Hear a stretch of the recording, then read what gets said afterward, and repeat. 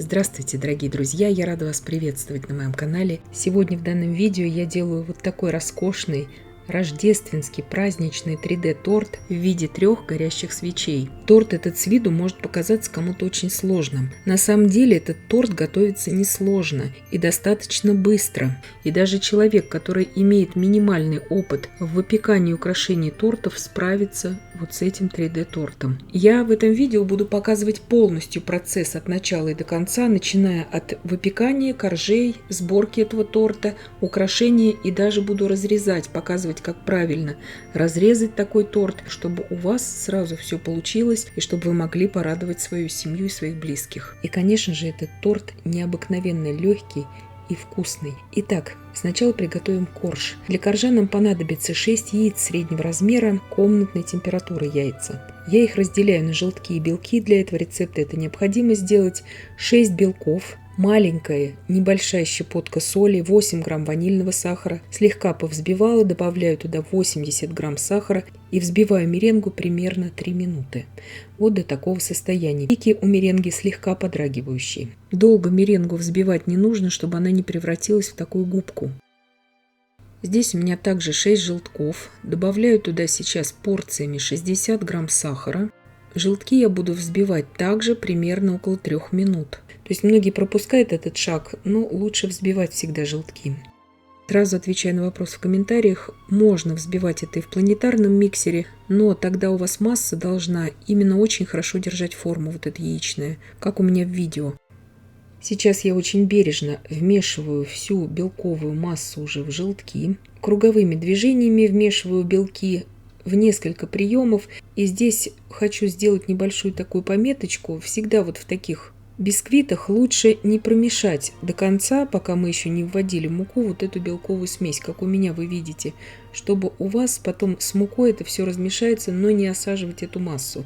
110 грамм муки и 3 грамма разрыхлителя. То есть 1 чайная ложка без горки. Муку также вмешиваю минимум в 3 приема. Можно даже в 4 вмешивать. Муки здесь будет достаточно. Сразу отвечаю на вопрос в комментариях. Мы готовим нежнейший шифоновый бисквит. То есть корж будет у нас шифоновый на вкус. Очень нежный. Всегда получается. Необыкновенно эластичный. Я отложила буквально вот такую небольшую порцию теста, одну вот эту силиконовую лопатку, добавляю туда 60 мл молока комнатной температуры и 60 грамм растительного масла. Все это я перемешала, и уже эту жидкую массу я добавляю к основному тесту. Бережно очень перемешиваю и выкладываю все это тесто уже на противень. Противень у меня здесь стандартный, размером 42 на 32 сантиметра. Бумага силиконизированная, это важно. Если у вас бумага не силиконизированная, обязательно слегка ее смажьте растительным маслом для этого коржа. Выпекаю я этот корж при 170 градусах Цельсия в заранее разогретой духовке на режиме верх-низ без конвекции на среднем уровне примерно 25 минут. Духовку во время выпечки ни в коем случае не открываем. Пока выпекается корж, уже готовим начинку. Все делается здесь очень быстро. В ковшике у меня буквально 100 грамм размороженной уже клубники. Я ее пробила блендером. Получилось пюре. Довожу ее сейчас просто до кипения и сразу же снимаю с огня. 1 чайная ложка желатина, то есть это 2 грамма примерно. Добавляю туда 1 столовую ложку холодной кипяченой воды. Размешиваю и оставляю набухнуть. Когда у меня клубничная масса слегка подостыла, я добавляю туда весь набухший желатин. Сила желатина у меня примерно 220 блюм. Все это я перемешиваю и отставляю остыть до комнатной температуры. Здесь я беру сливки для взбивания 32% жирности. Меня многие из Германии спрашивают, где их купить. В обычных супермаркетах. Везде они продаются. 80 мл сливок нам понадобится для этого рецепта, охлажденных. Шлакрам, если будете брать, очень хорошего качества и взбивается ничем не хуже, чем 33% профессиональной сливки. Добавляю туда 190 грамм сыра Филадельфии. Если у вас нет Филадельфии, можете брать сыр маскарпоне. Обычный творожно-сливочный сыр я брать не советую, потому что они будут очень солеными. Добавляю туда 30 грамм сахарной пудры и 8 грамм ванильного сахара. Все это я взбила до устойчивых пиков. Вот эта масса у меня клубничная уже остыла.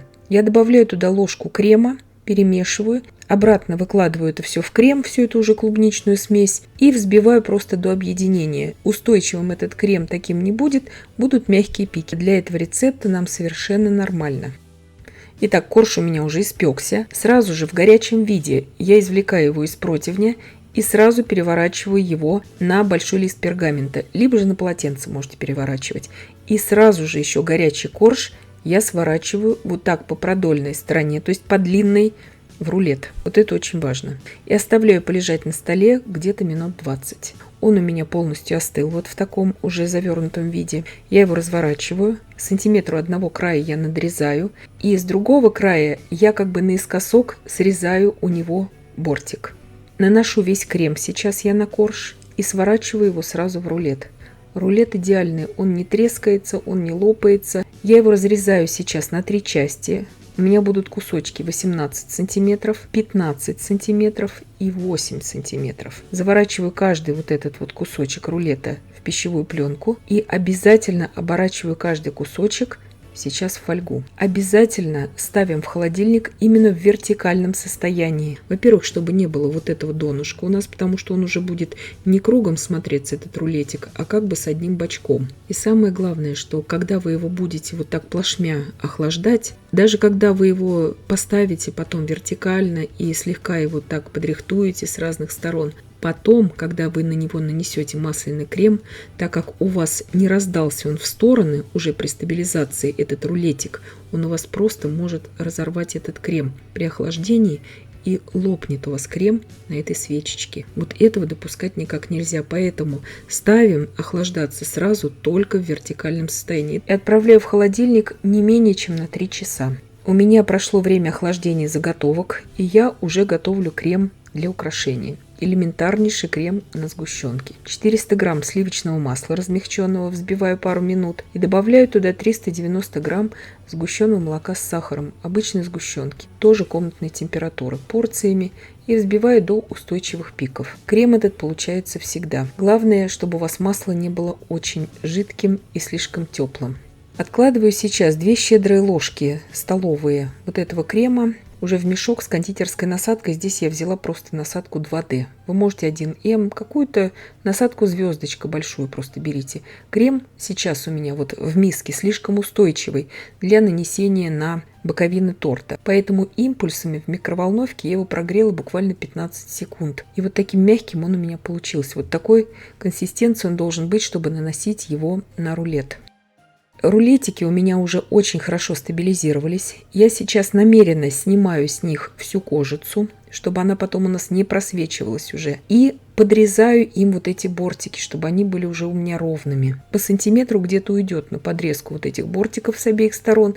И это нормально. И здесь хочу напомнить еще один важный момент, что подложка, на которой будет собираться уже полностью весь торт, либо же блюдо какое-то, должны быть очень устойчивыми, не гнуться, чтобы вот этот масляный крем для декора на изделии уже не потрескался. Вот это очень важно. Вот так вот из кондитерского мешка я наношу порционно, чтобы уже равномерно, правильно распределился весь крем по рулетикам. И так как это очень маленький диаметр у нас, обязательно кондитерской палеткой, либо же ножом снизу вверх мы распространяем весь крем по боковине вот нашего мини-тортика. Если вы сразу шпателем вот так вот сбоку начнете тянуть крем в другой бок, у вас упадет этот рулетик и ничего у вас не получится. Я убираю мои заготовки минут на 15 сейчас в холодильник. То есть самую большую свечку, будем ее так называть, мы ее поставили уже на стационарную подложку, чтобы уже на ней работать. А вот эти 2 поменьше мы на временных этих подложках сейчас выравниваем. Итак, каждая заготовка по 15 минут предварительно у меня провела в процессе такого промежуточного выравнивания в холодильнике. Сразу отвечаю на вопрос в комментариях. Вы здесь можете использовать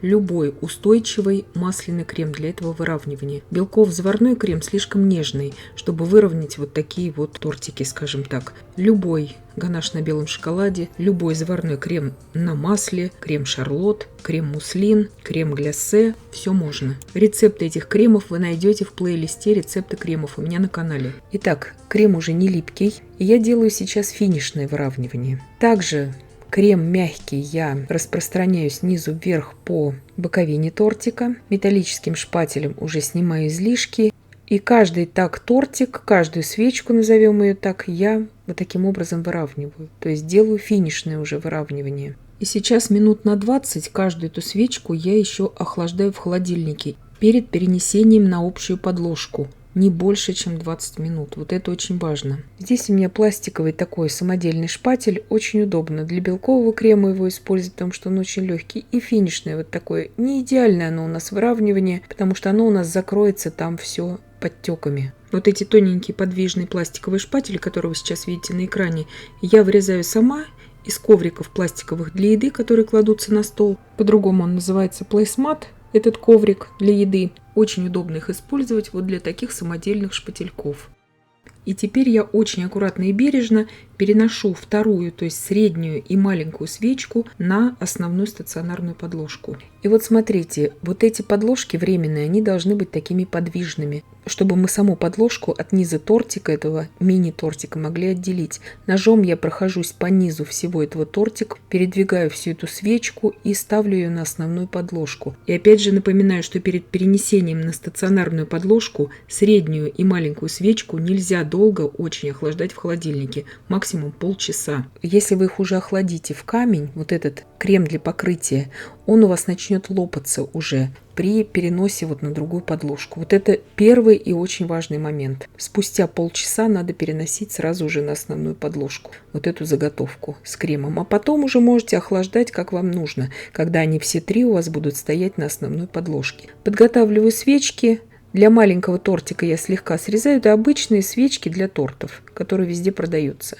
Обернула их слегка в фольгу, фитильки оставила, потому что они прогорят в принципе. А то, что у нас погрузилось в торт, мы все обернули пищевой фольгой. Сейчас, когда у меня уже все мои тортики стоят на основной подложке, я их еще чуть-чуть охладила. И у каждой свечки из кондитерского мешка я сделала такой как бы бортик поверху, чтобы это казалось как бы немножко выгоревшей уже свечкой, когда будет у нас готово изделие.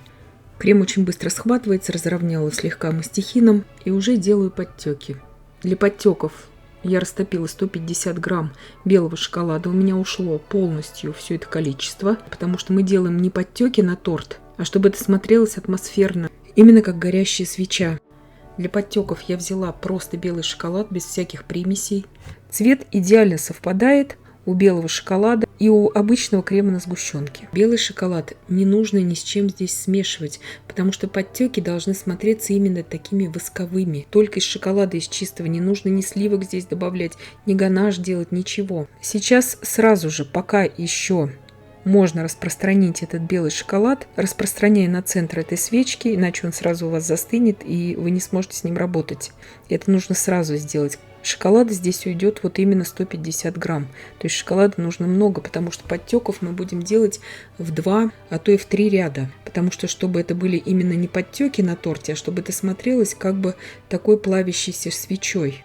Сейчас из того устойчивого крема, который мы откладывали ранее в кондитерский мешок с насадкой, я делаю 3 вот таких достаточно высоких розеточки. Для того, чтобы мне туда спокойно уже вставлять все мои украшения. Я здесь беру веточки розмарина, вставляю вот в эти розеточки, потому что веточек будет много, чтобы создать эффект именно еловых веток. Здесь невозможно обойтись 1-2 веточками, то есть нужна объемность, поэтому и сделали вот такие объемные розеточки. Украсила также клюквой, сухими кольцами апельсина, корицей. Здесь все на ваше усмотрение, можете вообще по-другому украшать. Я просто показываю такой базовый вариант украшений. Вы можете, кто имеет опыт, вы можете веточки сделать из крема, но я намеренно здесь показываю, как просто вот обычной хозяйке это сделать и порадовать всю свою семью и своих близких. То есть все это делается элементарно, просто и быстро. У меня на канале много мастер-классов по украшению праздничных, зимних, рождественских тортов, где я подробно показываю, как делать хвою, как делать еловые ветки, различные ягоды. То есть все это можно посмотреть. Пройдите, пожалуйста, в плейлист «Рождественские новогодние торты» и посмотрите, как я это делаю. И как я вам обещала в начале видео, я подробно покажу, как я разрезаю каждую свечку, назовем ее так, то есть каждый тортик здесь, чтобы вы посмотрели, как это делается. Разрезается прекрасно, вы видите, насколько нежный и мягкий торт внутри у каждой свечки. Вот такой прекрасный разрез, очень красивый. Естественно, ягоду в начинку вы можете использовать любую. Вы можете вообще туда шоколадный крем делать, можете какой-то ореховый делать, все, что вам нравится. Перед нарезанием этот торт я бы достала за час, заранее из холодильника. С ним ничего не случится. Крем будет как раз в том состоянии, чтобы он прекрасно нарезался и еще будет идеально просто держать форму. Вот это важно. Разрезаю теперь самую большую свечку. Вот так вот мы ее положили на доску и нарезаем уже на более мелкие кусочки. Это делается элементарно, просто и быстро. По принципу высоких тортов. Также мы их нарезаем. Отрезаем большой пласт и кладем на доску и уже нарезаем на мелкие кусочки. Все это элементарно просто. Посмотрите, какой нежнейший внутри корж. Крем я здесь намеренно сделала на желатине, чтобы эти свечечки были очень пропитанными, но в то же время очень стабильными. Желатина здесь минимальное количество, как раз все прекрасно держится. Здесь я не советую добавлять в начинку либо свежую, либо даже проваренную ягоду. Именно из-за того, что это будет мешать при сборке, при нарезании, лучше добавлять вот в виде именно пюре, уже в крем, как я вам показала. И эту заготовку вы можете заморозить, так как она на желатине, с ней ничего не случится. И если замораживать будете, замораживайте тоже в вертикальном состоянии. Торт этот не только красивый, но и просто необыкновенно вкусный, очень легкий он на вкус получается. И я надеюсь, что видео было полезным и познавательным. Подписывайтесь на мой канал, ставьте лайки, пишите комментарии. Я всем желаю больших успехов и до встречи в новых видео. И также всем искренне желаю успешной предрождественской выпечки.